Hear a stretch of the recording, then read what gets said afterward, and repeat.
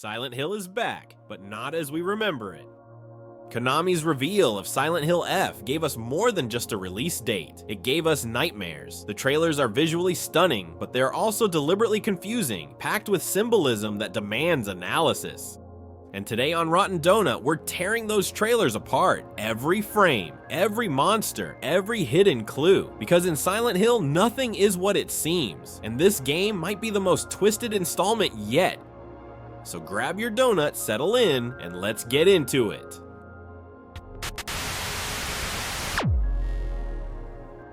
Unlike previous trailers, this one doesn't offer a huge number of hidden clues, but what it does give us are several breadcrumbs. By connecting these with past trailers, social media updates from the official Silent Hill accounts, and some theory crafting, we can start to understand what this new chapter is about, all while feeding into that central theme of finding beauty in horror. Before we even touch the trailer, let's start with the new information posted on the Silent Hill website, which introduces what seem to be the main characters who will accompany our protagonist Hinako. So let's break them down one by one. First up, we have Shu, Hinako's childhood friend who specializes in medicine, coming from a family with generations of medical background. He's portrayed as open-minded for his time, being comfortable around friends of the opposite gender. Then there's Nishida Rinko, another childhood friend, obsessed with order and rules. She loves gossip and is passionate about romance, especially since she seems to have a crush on Shu. She could be a source of interpersonal tension. Lastly, and possibly most important, is Sakuko. She's carefree and dreamy, and also a childhood friend of Hinako, but crucially, her family maintains the local Shinto shrine. That means she participates in rituals and helps care for the shrine, which plays a vital role in the story. For context, a Shinto shrine is a place of worship where kami reside. Kami are spirits or deities in Shintoism, and the belief holds that every living being, force of nature, and even object contains a spirit. Historically in Japan, Shinto practices were believed to influence agriculture and other natural processes. That ties into the detail that the village in the trailer appears to have unusually abundant crops. That could imply that Sakuko's family and the shrine itself play a critical role in maintaining the village's well-being, or its curse. Another thing worth noting comes from the previous trailer. We got a glimpse of what seems to be Rinko's room, decorated with drawings of Shu revealing her affection for him, but also showing creepy, defaced portraits of Hinako with the word death scrawled across them. Jealousy, resentment, there's definitely tension brewing within the group. It's becoming clearer that this group of childhood friends will be deeply entangled in whatever is happening in the village, both emotionally and supernaturally. What's particularly intriguing is that this time, all four characters are seen reacting to the fog, not just Hinako. In fact, Sakuko is shown being pulled to the ground by a mysterious force. Now, let's move on to the creatures featured on the official site. These monsters are more than grotesque designs. Their names and symbolism hint at deeper psychological meanings, and possibly the emotional states or relationships of the characters. Kashimashi appears to be the base level enemy. The name translates to noisy, or refers to a Japanese expression about how noise erupts when three women gather, which mirrors the trio of girls in Hinako's group. Perhaps these creatures are twisted reflections of her friends, embodying their inner chaos. Oyomoi, briefly seen in the trailer, this doll-like creature's name breaks down into oi, a shout, and omoi, thoughts or feelings. Its design evokes childhood toys, possibly symbolizing Hinako's lost innocence. Her bio mentions that she was once a cheerful child who stopped smiling as she grew up, so this creature might represent that emotional burden. Ayakakashi looks like a puppet or scarecrow hybrid. Its name references Ayakashi, another term for yokai, demonic spirits that oppose kami. These spirits are typically found near water, and in folklore, they possess people with strong emotions. These monsters resemble Hinako's friends and may be corrupted versions of them possessed by negative emotions. Ara Abare. This one is difficult to decode. The name might be derived from ara ara, a Japanese expression of surprise or exasperation. It's a massive, violent creature unlike anything we've seen before in the series, even compared to past boss monsters. It physically restrains the player and exudes raw, terrifying energy. Okay, now that we've covered those, let's finally dive into the trailer. The trailer starts with quiet shots of the village, peaceful, hidden among silent hills. It looks calm, but there's something off. Hinako tries to talk to Sakuko, asking for a moment. Then suddenly, there's a flashback, and someone says the word traitor. That word is gonna matter a lot in what follows. Let's stop here for a second. Based on what we've seen so far, I think, and this is just a theory, that Sakuko and maybe even the other friends we see in the trailer aren't real, or at least not alive anymore. There are too many flashbacks, too many strange reactions, like how Hinako seems uncomfortable when Sakuko laughs. It feels off. It reminds me a lot of Silent Hill 2, like James with Mary, or Alex in Homecoming.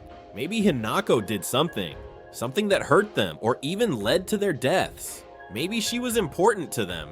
Maybe she failed them. And that word, traitor, it keeps echoing, doesn't it? The flowers, the creatures, the strange otherworld, like a kind of hell. All of it might be tied to guilt, to memory, and maybe that's why Hinako seems confused, because she doesn't remember what she did. Or maybe she's already dead too. The abundance of flowers, the surreal nature of the world, and Hinako's confusion could all point to the idea that she herself might be dead or in a purgatorial state. The previous trailer even hinted at this. Some Reddit theories point out that every clock shown throughout the trailers is stopped at exactly 2:15 p.m. This detail has led fans to speculate that it could be the precise time Hinako died, or was killed. Whether she was pushed, fell, or met some other tragic end, this subtle clue adds another layer to the mystery. As the trailer continues, Hinako mentions that everyone is gone, even her grandmother, who can barely walk. She seems unusually aware of her situation, something rare in Silent Hill protagonists. Then we revisit a moment from the first trailer, her friends being consumed by the fog. Once again, the mist feels less like a random supernatural force and more like a reflection of Hinako's own mind, trauma, betrayal, emotional decay. As things slow down, we notice differences in how the first creature encounter plays out compared to the initial trailer. This could suggest alternate sequences or branching moments depending on choices or paths taken, something we've seen in the Silent Hill 2 remake as well. It hints at replayability and a deeper sense of exploration. We also get a clearer look at combat. While psychological horror is still the focus, action is definitely a key element here. You can see it in how Hinako strikes enemies, leaving visible wounds and damage. Even her weapon, an iron pipe, shows signs of wear. That small touch might point to breakable weapons, which could lead to tense moments where you're left defenseless. That alone is a mechanic that could enhance the fear factor dramatically. But beyond gameplay, Silent Hill F dives deep into the emotional landscape of its characters. For example, when Hinako encounters the other Ayakashi, she begins to hear envious, spiteful whispers from her childhood friend Rinko, accusing her of always having everything and suggesting how easy her life must be. This is particularly interesting because it hints at a much deeper conflict between the childhood friends, one that's clearly marked and emotionally charged. And here's an interesting detail. Remember how we mentioned that Rinko is in love with Shu? It might not be a coincidence that just as we approach an Ayakashi resembling Shu, another Ayakashi creature looking like Rinko suddenly appears out of nowhere to attack us. Whether intentional or not, this seems to reinforce the theory that these creatures represent Hinako's friends and their complex feelings toward her, especially Rinko's intense resentment. It's quite striking how strongly Rinko's hatred toward Hinako is highlighted. We'll have to see how this relationship develops. Another detail worth pointing out in the Scarecrow section is the presence of a doll that looks very similar to the one we saw in the first trailer, placed next to what seems to be a red frame or altar of some sort. I'm not exactly sure what it means, but it's clear that these dolls hold special significance for Hinako.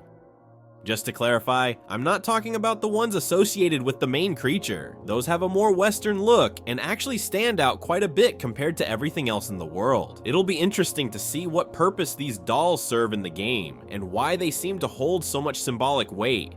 There are also two interesting callbacks worth mentioning.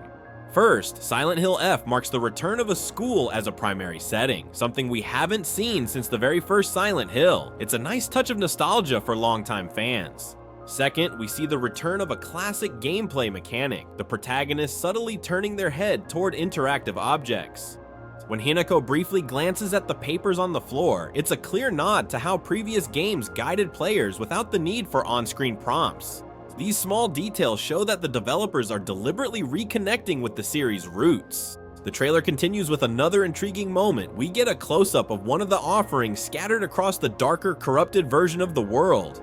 But what really stands out is the presence of a figure standing in the background, dressed in the same ceremonial robes worn by the cult-like figures we saw in the previous trailer, the ones who appeared to be performing a ritual on Hinako.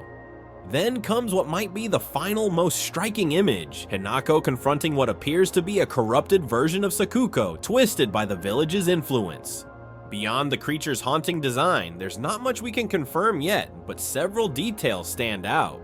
Her torso is especially striking, a large gaping hole as if something vital had been violently removed.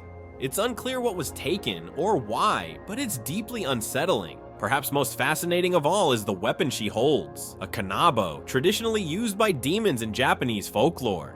Despite her monstrous form, she radiates an almost divine glow, an aura or halo of purity. That contrast might be the core theme of Silent Hill F, the beauty found within horror, or the corruption that emerges from purity itself. And just when I thought the trailer had shown everything, I found one last detail, a post from Ryukishi07, the writer behind the game. He revealed that Silent Hill F is the story he's poured the most effort into, so much so that he wouldn't mind if it were his final work. That alone is enough to raise expectations. So, to wrap up, this trailer may not be packed with plot twists, but it offers valuable insight. Themes of trauma, spiritual decay, and emotional isolation take center stage, filtered through Japanese folklore and the pain of growing up. The monsters might be reflections of Hinako's inner turmoil, while the village itself feels alive, watching, maybe even judging. So what's really happening here? Is Hinako fighting monsters or her memories? Is this a curse placed upon a village or the unraveling of a broken mind? If you enjoyed this breakdown, don't forget to subscribe to Rotten Donut, where horror always hides beneath the surface. Thanks for watching, and until next time, stay out of the fog.